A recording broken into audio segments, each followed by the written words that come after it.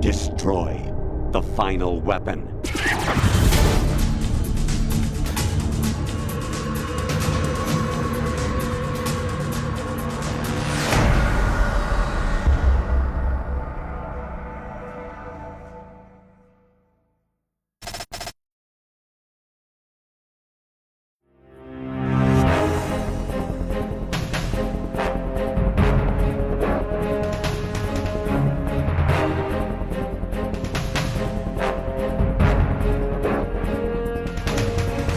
The sequel to Metal Gear Solid began development before the original title reached the US. Kojima and his team started pre-planning for the introductory portion of MGS2, and internal videos circulated at Konami in the months immediately following. At the same time, Sony was busy polishing the PlayStation 2, and it was decided Snake's new mission would be launched on the updated console. Initially, concept work depicted characters using the now famous toon rendering technique, though in the end, the developers opted for a more realistic visual style.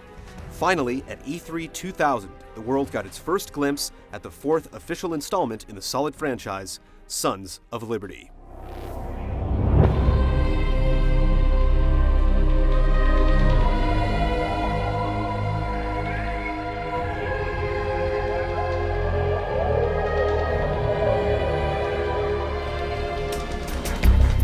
The nearly 8-minute-long trailer not only showcased hints of new gameplay footage as well as early details of the plot, but kickstarted a year-long hype frenzy.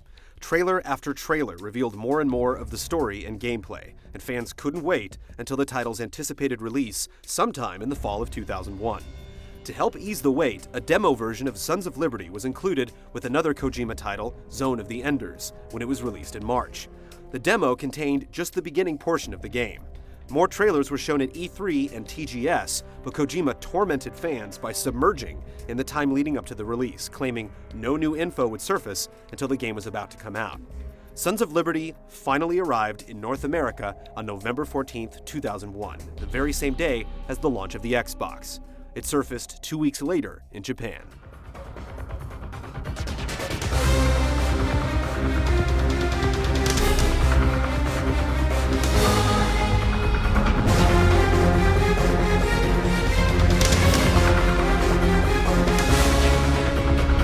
Sons of Liberty took place in 2007, 2 years after the events of Shadow Moses.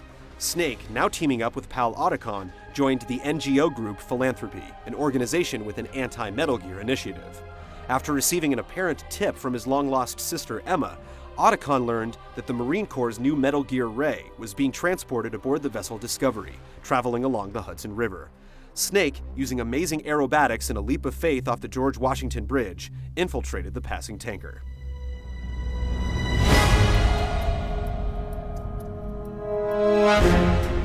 Soon after scoping the immediate area, a team of Russian soldiers carried by Kasatka, the Russian Kamov Ka-60, took control of the ship, sealing off the cargo hold with Metal Gear Ray and rigging the craft with explosives. The invading force was led by General Sergei Gurlukovich, the same Russian general that intended to purchase Metal Gear Rex from Liquid in MGS1. Snake encountered Sergei's daughter, Olga, and the two engaged in a quick shootout. Snake knocked her out and moved below deck to the cargo holds where a horde of Marines and Ray stood waiting.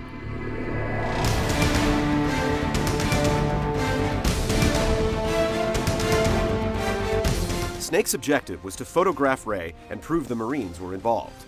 After snapping a few pics and uploading them to Otacon, Revolver Ocelot and Sergei captured the Commandant of the Marine Corps, Scott Dolph. Ocelot revealed that he had no intention of giving Ray to Gurlukovich, and the quick-draw specialist wiped them all out. Before Ocelot could escape, Snake confronted him, prompting a peculiar reaction from Ocelot's right arm. Seeking an amputee donor, Ocelot had surgically attached Liquid's appendage to his old wound, and it apparently possessed the ability to overtake Ocelot's mind. Ocelot blew the Discovery sky high, escaping with Ray. Snake was left behind with the sinking tanker and was presumed to be dead.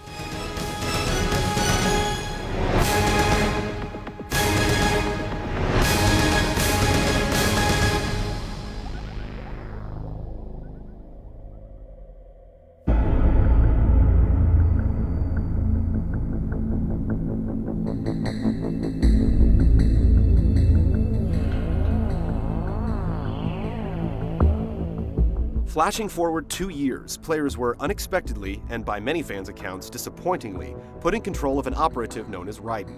The brand new soldier's objective was to infiltrate the offshore cleanup facility Big Shell and rescue the President of the United States from a terrorist group known as Dead Cell. Raiden's support team consisted of former Foxhound Commander Colonel Roy Campbell, as well as Raiden's girlfriend, Rose. The terrorists demanded $30 billion and were being led by a man calling himself Solid Snake.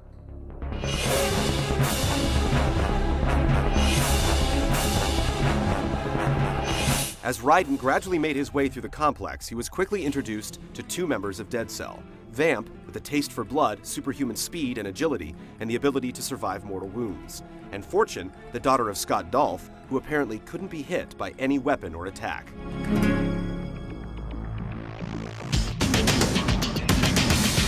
During the encounter with Vamp, Raiden met up with SEAL Lieutenant Junior Grade Iroquois Pliskin, who looked remarkably familiar.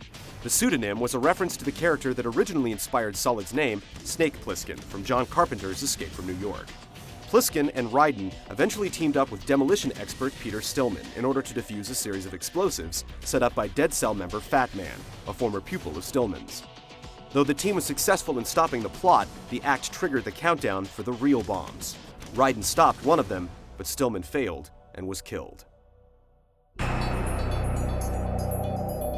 I wanted to wield the power of a king instead of being an expendable pawn. With the help of a third cyborg ninja named Mr. X and DIA operative Richard Ames, Raiden finally located President James Johnson. Johnson told Raiden that everything he knew about the mission, as well as the nation, was a sham. The president was a willful participant in the terrorist activities in hopes that he could bargain his way into becoming a member of the Patriots, an omnipresent organization that apparently ruled the United States of America. The leader of Dead Cell, another clone of Big Boss, known as Solidus Snake, was the former president during the events of Shadow Moses, George Sears. By deleting such information, the Patriots can shape the course of history as they see fit. The entire Big Shell facility was a ruse for the new Metal Gear project, Arsenal Gear. Raiden was instructed to give a disc containing a virus to Emma Emmerich and to end the president's life. Raiden refused, but Ocelot killed the president and let Raiden go free. Raiden successfully made it to Emma, but not before a fateful encounter with Dead Cell member Vamp. Emma was rushed to the entrance of Arsenal Gear and uploaded the virus before passing away in front of her brother.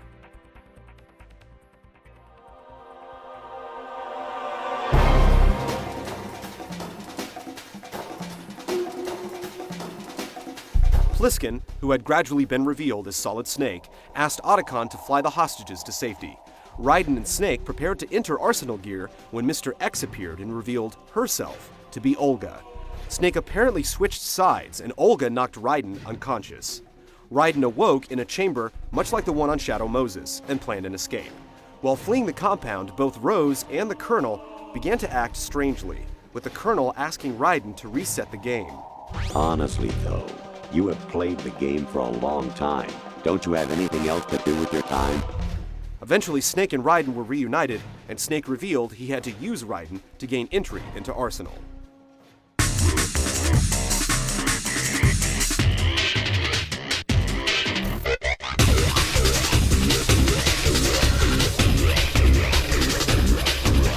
The two moved forward and encountered Fortune. Snake stayed behind and allowed Raiden to move ahead, where he confronted Solidus and a horde of Metal Gear Ray units.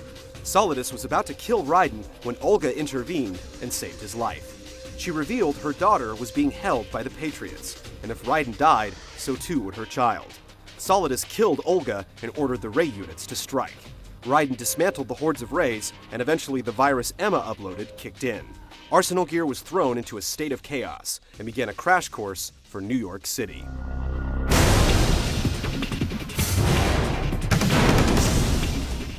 Atop Arsenal Gear, Solidus and the members of Dead Cell held Snake and Raiden hostage.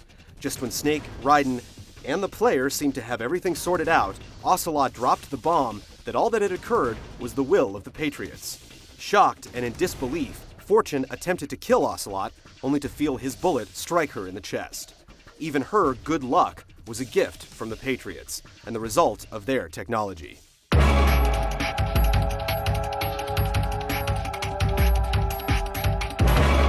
Ocelot, under the control of Liquid's arm, commandeered the last Metal Gear Ray and prepared to kill everyone else. But Fortune shielded the group from the attack. Liquid escaped with Ray, Solid gave chase, and Arsenal Gear crashed into Manhattan, throwing Solidus and Raiden atop the Federal Reserve Building.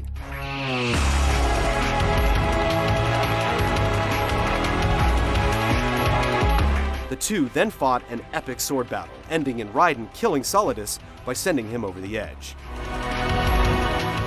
Raiden then reunited with Rose and desired to track down the Patriots, but Snake felt Raiden needed to figure some things out before he could help the cause.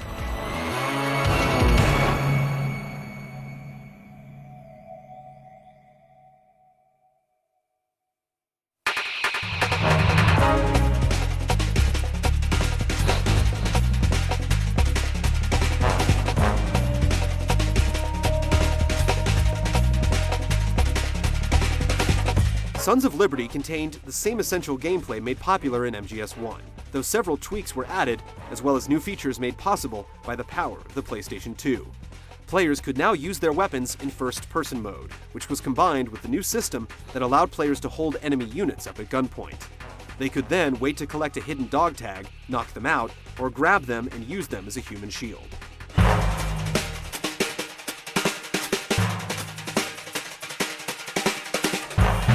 Snake could no longer leave bodies lying around in the open, as other guards would see it and send in backup. If you let a knocked-out enemy regain consciousness, that unit would also call in for help. Backup troops would sweep the area in the new caution mode, and even hiding in a box sometimes would not suffice. When the player was outright spotted, units would work to cut off any escape routes and order additional forces, typically carrying protective shields and heavier firepower. Snake or Raiden would need to find a safe place to hide or take out the immediate soldiers in the area in order to exit the alert mode. The game would then enter caution mode, thus enforcing a higher penalty on players who were discovered and reinforcing the notion of stealth gameplay. At points, even Snake's shadow was detectable by enemy guards. The attention to detail was also second to none at the time, filled with tons of visual eye candy. Players could go into a full-service bar and shatter every single one of the glasses, each leaking their own unique contents. In a pantry shootout, watermelons would explode and bags of flour would pour onto the floor. The player could even shoot out a huge piece of glass in the early part of the tanker, bit by bit, until it shattered into thousands of pieces.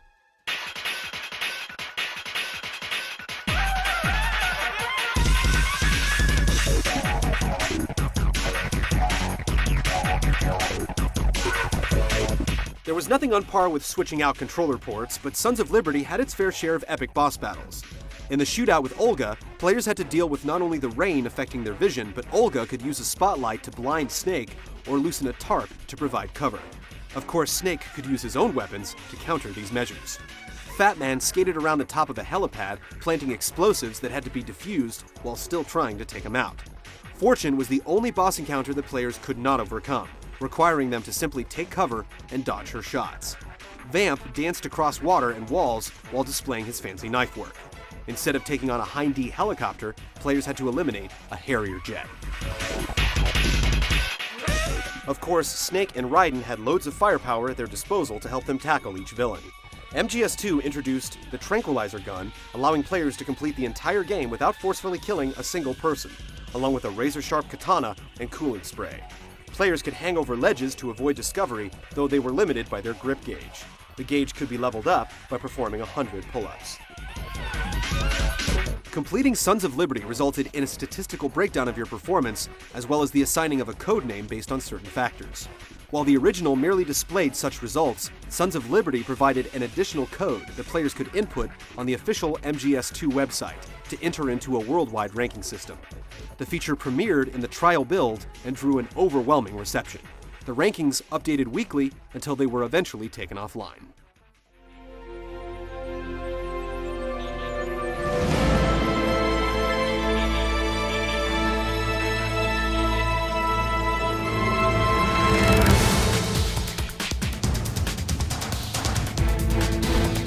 Another noteworthy element of Sons of Liberty was its soundtrack. The original featured an impressive score, but Kojima upped the ante by bringing on Harry Gregson Williams. who had worked on such titles as Shrek, Chicken Run, and The Replacement Killers, to compose much of the soundtrack for Sons of Liberty, along with Norihiko Hibino, who had worked previously on Metal Gear Ghost Babel. Rika Muranaka, who composed and arranged The Best Is Yet to Come, returned to provide the ending theme, Can't Say Goodbye to Yesterday.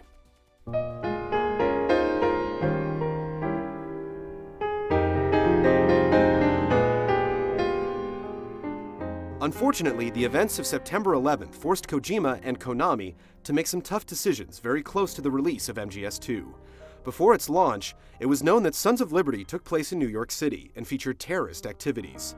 A sequence depicting Arsenal Gear's displacement of the Statue of Liberty and crashing through half of Manhattan was taken out, as was a breaking newscast after the credits showing the Statue of Liberty's new resting place, Ellis Island. Additionally, American flags, which were supposed to be on all the flagpoles in New York, were removed, including the one Raiden was supposed to cut down to cover Solidus's dead body.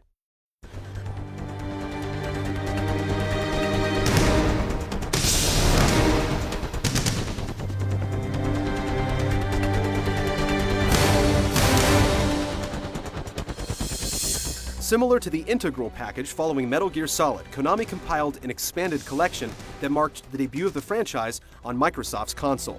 Metal Gear Solid 2 Substance was released in 2002. It was initially an exclusive for the Xbox, with PlayStation 2 and PC users having to wait until March of the following year. However, only the PlayStation 2 version contained every single feature, including a skateboarding mode based on the Evolution skateboarding engine.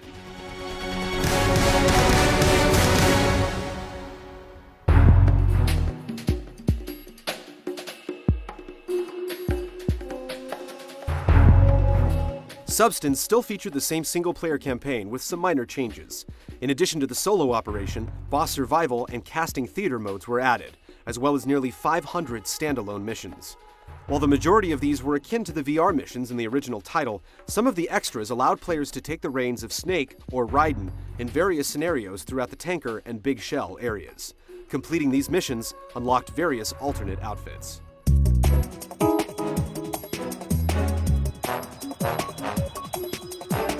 Perhaps the biggest bonus, however, was the inclusion of 5 plot-based storylines titled Snake Tales. The mode essentially amounted to another single-player campaign, with players taking control of Solid Snake in various alternate scenarios set in the world of Sons of Liberty. The stories ranged from rather mild tales like stopping an insurrection by Fat Man and helping Otacon's sister Emma thwart a drug cartel, to a diabolical boss battle between Snake and Meryl, and the wildly incomprehensible task of taking down a gigantic enemy soldier dubbed Gurlagon in order to stop Solidus from taking over alternate realities. Sadly, these missions lacked proper production value and opted to use text to advance the narrative rather than the traditional cutscenes with voice work. MGS2 enjoyed an immense following after its release and further expanded the popularity of the franchise. Kojima's team put together the document of Metal Gear Solid 2, a complete lexicon and making-of feature that showcased not only how the creators put together the title, but included raw footage, artwork, models, and documentation that gave players a deeper insight into the inner workings of the development process.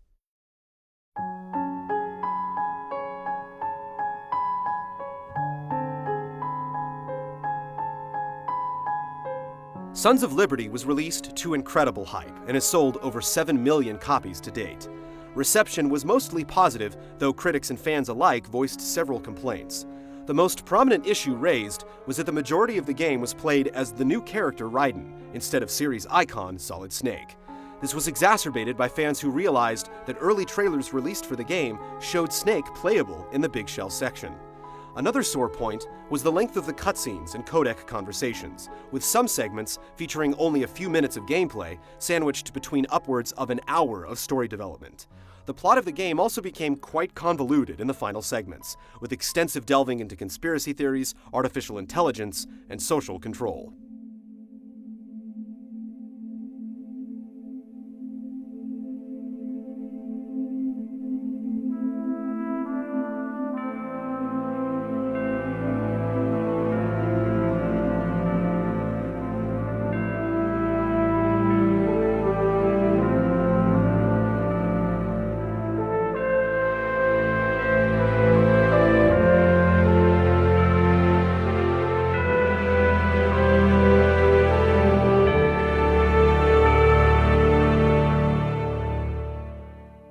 Despite these gripes, Sons of Liberty remains one of the finest pieces of cinematic gaming on the PlayStation 2. The game took some serious risks on a new platform, and divulged a story that fans are still wrapping their heads around. It was also the first Metal Gear game to have a Hideo Kojima production displayed on the front cover, making the developer a household name to gamers worldwide.